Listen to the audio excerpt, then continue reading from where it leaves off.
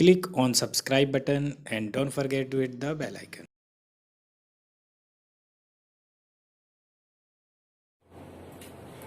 तो अब हम लोग पढ़ने जा रहे हैं मोलर मास। क्या पढ़ने जा रहे हैं? Molar mass. तो मोलर मास को जानने से पहले हमको एक साइंटिस्ट जिनका नाम था एवोगाड्रो। क्या नाम था? एवोगाड्रो।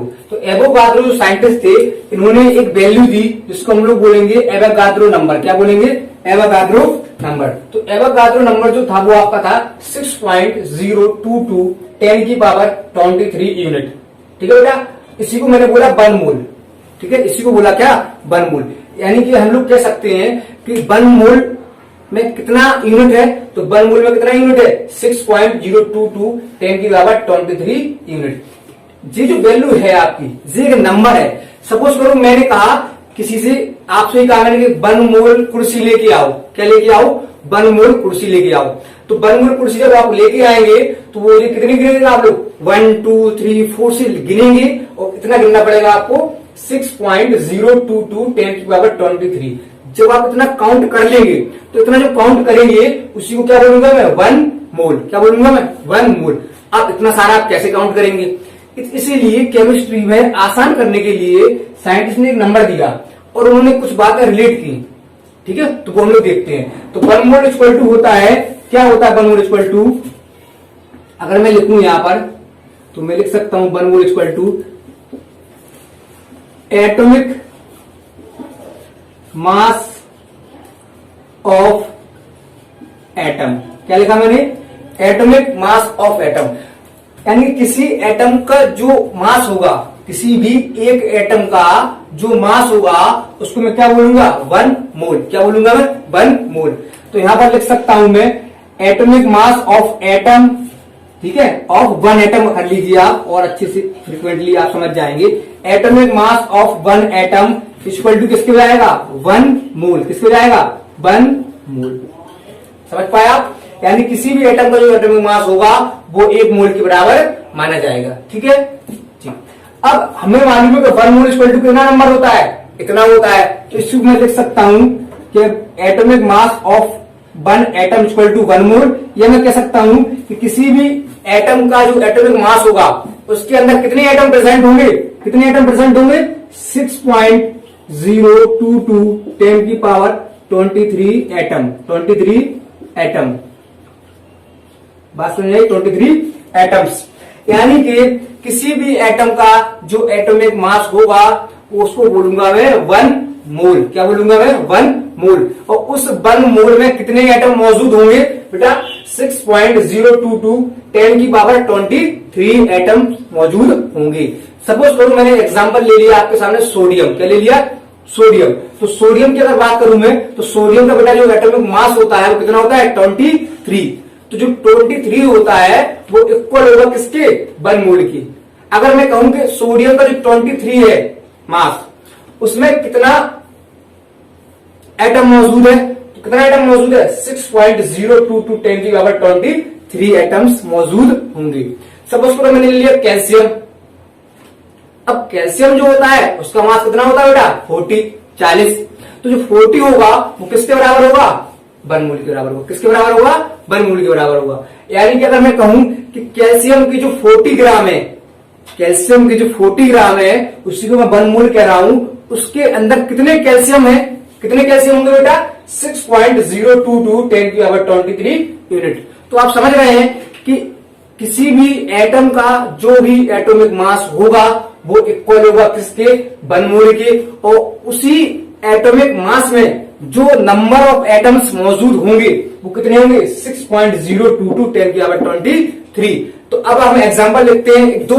ठीक है, तो ये बात आप समझे कि atomic mass of one atom equal to one mole, यानी कि 6.022 10 की पावर 23 एटम्स। ठीक। अब अगर एग्जांपल ले रहा हूं ऊपर, सपोज करो एग्जांपल में मैंने ले लिया सोडियम। क्या ले लिया मैंने? सोडियम ले लिया। तो सोडियम का जो एटॉमिक मास होता है वो कितना होता है? 23। एटॉमिक मास कितना होता है of one sodium? One sodium कितना होता है? 23 ग्राम। कितना होता है? 23 ग्राम। यानी कि atomic mass of one Na कितना होगा? 23 ग्राम। और इसी को बोलूंगा मैं, क्या बोलूंगा बेटा? One mole. क्या बोलूंगा मैं? One mole. ठीक है बेटा। और इसी को मैं बोलूंगा क्या, 6.022 10 की पावर 23 एटम। यानी कि सोडियम के 23 ग्राम 23 ग्राम में कितना नंबर मौजूद है, कितना एटम्स मौजूद है, तो 6.022 10 की पावर 23 ग्राम मौजूद है। समझ रहे हैं आप? ठीक, तो उसको बोला मैंने 1 मोल। अब अगर सपोज करो आप बोले सर एटम नहीं चाहिए, हमको चाहिए कोई मॉलिक्यूल चाहिए, तो बेटा मॉलिक्यूल में सेम बात चलेगी। तो मॉलिक्यूल के लिए अगर मैं बात करूंगा, ठीक है बेटा, अगर मैं मॉलिक्यूल के लिए बात करूंगा तो मॉलिक्यूल में बन जाएगा द मास ऑफ 1 मॉलिक्यूल। क्या बोला? The mass of 1 molecule equal to 1 mole. यानी मैं लिखूंगा मास ऑफ 1 मॉलिक्यूल। ठीक है, तो the mass of 1 molecule, mass of 1 molecule, उसको मैं क्या बोलूंगा? 1 मोल। क्या बोलूंगा मैं? उसी को बोलूंगा मैं 1 मोल। उसी को बोलूंगा मैं 1 मोल। देख रही? ठीक है, तो जो मास ऑफ 1 मॉलिक्यूल होगा बेटा उसको बोलूंगा मैं 1 मोल। तो आप समझ रहे हैं इस चीज को। अब मैं इसको यहां से हटा रहा हूं, मॉलिक्यूल के बारे में बात करने जा रहा हूं। तो दो बातें मैंने समझ ली कि atomic mass of 1 atom equal to 1 mole और the mass of 1 molecule equal to 1 mole, equal to 1 mole. और इसी को बेटा बोलता हूं मैं मोलर मास। क्या बोलता हूं बेटा? Molar mass. Very good. तो इसको मैं हटा रहा हूं। ठीक है, चलो अब मैंने लिखा है कि the mass of 1 molecule equal to 1 mole. तो यहां लिख रहा हूं मैं इक्वल टू क्या हो जाएगा? 1 मोल। और इसी को बेटा क्या बोलूंगा मैं? Molar mass, molar mass of molecule. ठीक है, तो मोलर मास यानी कि मास ऑफ 1 मोल मॉलिक्यूल। तो बेटा मोलर मास की अगर आपसे डेफिनेशन पूछी जाती है, मोलर मास की अगर आपसे डेफिनेशन पूछी जाती है तो आप लिखेंगे the mass of 1 mole molecule. यानी कि लिखेंगे हम लोग मास ऑफ 1 मोल क्या? मॉलिक्यूल। तो बेटा तो जो एक मॉलिक्यूल का मास होगा, एक मॉलिक्यूल का जो मास होगा, एक मॉलिक्यूल का जो मास होगा उसको बोलूंगा मैं मॉलिक्यूलर मास। लेकिन जो एक मोल का मास होगा, क्या बोला मैंने? जो एक मोल का मास होगा तो उसको बोलूंगा मैं क्या? Molar mass. बात समझ में आई? अंतर समझिए आप। किसी भी मॉलिक्यूल का जो मास है, किसी भी मॉलिक्यूल का जो मास है, उस मॉलिक्यूल के मास को हम लोग बेटा कह रहे हैं molecular mass. The mass of molecule is known as molecular mass. ठीक है बेटा, समझ गए? अब मोलर मास क्या होता है? तो बेटा मोलर मास होता है the mass of 1 mole molecule. क्या लग गया बीच में? 1 मोल।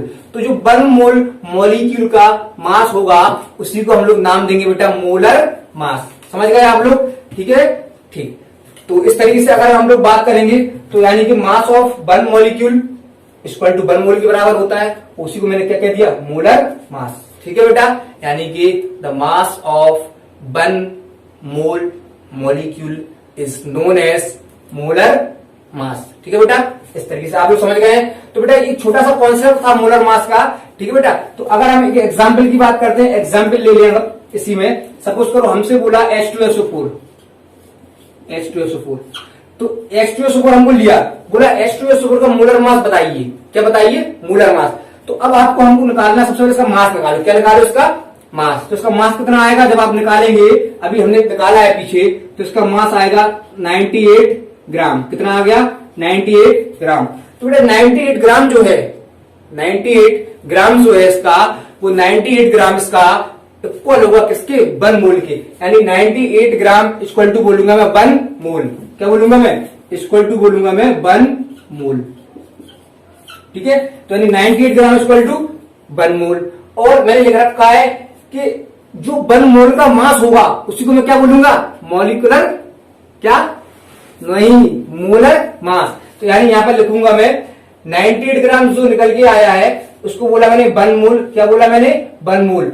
और जो 1 मोल का मास है उसी को क्या बोला मैंने? Molar mass. तो आई होप आप समझ रहे हैं। एक बार और रिपीट करेंगे हम डेफिनेशन को। तो जो मास ऑफ मॉलिक्यूल होता है उसको बोलता हूं मैं मॉलिक्यूलर मास। और जो 1 मोल मॉलिक्यूल का मास होता है, कितने का? 1 मोल मॉलिक्यूल का जो मास होता है उसको बोलता हूं मैं क्या? Molar mass. क्या बोलता हूं मैं, मोलर मास। फिर से मास of one mole molecule, mass of one mole molecule को ही मैं कहूंगा मोलर मास। बात समझ में आ रही है? तो माइन्यूट सा डिफरेंस है, लेकिन वही डिफरेंस कभी कभी हम लोग याद नहीं रख पाते हैं और पेपर में आया हुआ क्वेश्चन हम लोग गलत कर देते हैं। ठीक है, तो ये बेसिक सा कॉन्सेप्ट था जिसमें मॉलिक्यूलर मास और मोलर मास को मैंने डिफरेंशिएट किया। ठीक है बेटा, आई होप आप लोग समझे हैं। तो ये एवोगाद्रो का छोटा सा कॉन्सेप्ट था जो मैंने आपको बताया। यहाँ पे डिटेल में पूरा लेक्चर आएगा मोल कॉन्सेप्ट पर, तब मैं वहां बात करूंगा डिटेल में। तो अभी सिंपल से मैंने समझा जो एवोगाद्रो नंबर था वो कितना था, 6.022 10 की पावर 23 यूनिट, उसी को मैंने बोला 1 मोल। ठीक है बेटा, और अगर मैं बात करूं तो मैं कहूंगा मास of one molecule, mass of one molecule को ही मैंने बोला, क्या बोला, 1 मोल। यानी कि वन मॉलिक्यूल का जो मास उसको क्या बोला मैंने, 1 मोल। सपोज करो मैंने एग्जाम्पल लिया H2SO4, उसका मास कितना निकल के आया, 98 ग्राम। उसी 98 ग्राम को मैंने क्या बोल दिया, 1 मोल। अगर आपसे कोई पूछे कि ये बताओ कि H2SO4 का जो 98 ग्राम है, H2SO4 का जो 98 ग्राम है उसमें कितने H2SO4 मौजूद है, तो आप लोग क्या कहेंगे, 6.022 10 की पावर 23 यूनिट। क्योंकि चाहे आप 1 मोल बोलो और चाहे आप 6.022 बोलो, 10 की पावर 23 बोलो, सेम बात। क्या है, सेम बात। चाहे आप 1 मोल बोलो और चाहे आप इस नंबर को बोलो, एक ही बात होगी। तो यानी कि 98 ग्राम इक्वल टू 1 मोल और 98 ग्राम इक्वल टू 6.022 10 की पावर 23 यूनिट। ठीक है बेटा, ठीक। सपोज करो अगर हमसे बोला कि ये बताओ कि पानी का 1 मोल इक्वल टू कितने ग्राम, पानी का 1 मोल इक्वल टू कितने ग्राम। तो आपको मालूम है पानी का फॉर्मूला क्या होता है बेटा, H2O। अब H2O होता है फॉर्मूला, इसका आप मास निकाल लो एक पानी का, तो जो जाएगा 1 इंटू 2 प्लस, इसको मैं लिखूंगा 1 इंटू 2 प्लस 16, तो कितना हो जाएगा आपका 18 ग्राम। कितना आ गया, 18 ग्राम। तो बेटा 18 ग्राम जो आया है इसी को मैं बोलूंगा 1 मोल। क्या बोलूंगा मैं, 1 मोल। अगर आपसे किसी ने क्वेश्चन पूछा कि भैया ये बताओ कि हमको 2 मोल पानी पीना है, कितना पानी पीना है, 2 मोल पानी पीना है, तो आपको कितना ग्राम देंगे, आपको मालूम है 1 मोल में 18 ग्राम, तो 2 मोल में 36 यानी 36 ग्राम। समझ रहे हैं आप। सपोज करो आपसे किसी ने बोला भैया हमको 1 मोल ग्लूकोज दे दो, कितना दे दो, 1 मोल ग्लूकोज दे दो। तो 1 मोल इक्वल टू कितना होता है, कि नंबर होता है। आप थोड़ी काउंट करेंगे 1 2 3 4, नहीं करना है। सीधा सीधा आपको क्या करना है कि 1 मोल जो होगा उसका क्या होगा, मॉलिक्यूलर मास के इक्वल होगा। तो अगर मैं बात करूं कि आपको चाहिए है 1 मोल ग्लूकोज, क्या चाहिए, 1 मोल ग्लूकोज चाहिए आपको, तो 1 मोल ग्लूकोज आप लोग कैसे निकालेंगे, ग्लूकोज का फॉर्मूला होता है C6H12O6। जब आप उसको निकालेंगे कैलकुलेट करके सारा रख के वैल्यू, तो जाएगा आपका 180 ग्राम। कितना आ जाएगा, 180 ग्राम। यानी कि जो 180 ग्राम हुआ, क्या, जो 180 ग्राम हुआ इसको बोलूंगा मैं क्या, 1 मोल। और अगर मैं बोलूं 1 मोल में कितने ग्लूकोज के मॉलिक्यूल है, 1 मोल में कितने ग्लूकोज के मॉलिक्यूल है, तो कितने हैं, ये वाला नंबर तो मैं लिख सकता हूं इक्वल टू 6.022 10 की पावर 23 ग्लूकोज मॉलिक्यूल। ठीक है, तो बात समझ में आपकी आ गई है कि अगर पूछा जाए आपसे कि 1 मोल ग्लूकोज दे दो, तो आप कितना ग्लूकोज दे देना, 180 ग्राम ग्लूकोज दे देना। बात समझ में आ रहा है। फिर आप गिनने की कोशिश मत करना इतना सारा नंबर। ठीक है, लेकिन अगर आपसे बोला 1 मोल कुर्सी दे दो, तो एक कुर्सी क्या है, एक मिक्सचर है, उसका आप मास निकालेंगे नहीं। क्यों नहीं निकालेंगे, क्योंकि जो मास निकालेंगे वो आप या तो एटम का निकालेंगे या मॉलिक्यूल का निकालेंगे। तो आप 1 मोल कुर्सी देने के लिए फिर क्या करना पड़ेगा, फिर आप गिनना पड़ेगा 1 2 3 4 5 इतना नंबर। अगर आपसे कहा 1 मोल रोटी दे दो, रोटी ब्रेड, तो आप क्या करेंगे, फिर गिनेंगे आप 1 2 3, तो नंबर है वो। ठीक है, लेकिन हमको आसान कर दिया केमिस्ट्री ने। कैसे, कि अगर किसी भी मॉलिक्यूल के निकालेंगे तो उसका मॉलिक्यूलर मास, एटम के लिए निकालेंगे तो एटॉमिक मास। ठीक है बेटा, तो 1 mole equal to mass of 1 molecule. ठीक है, दूसरी बात 1 mole equal to mass of 1 atom. ठीक है, सोडियम का एग्जाम्पल देखा मैंने पीछे, तो समझ गए आप दोनों एग्जाम्पल। तो मोलर मास और मॉलिक्यूलर मास में एक छोटा सा अंतर होता है जिसको आप लोग याद रखेंगे, ठीक है। तो मास ऑफ मॉलिक्यूल को बोला मैंने मॉलिक्यूलर मास, और मास ऑफ वन मॉलिक्यूल नहीं, मास of one mole, mass of one mole को बोला मैंने क्या, मोलर मास। तो आई होप आप लोग समझे होंगे, पढ़ते रहिए। कोई प्रॉब्लम हो तो आप कमेंट बॉक्स में लिख दीजिए, आपकी समस्या का समाधान किया जाएगा। Thank you.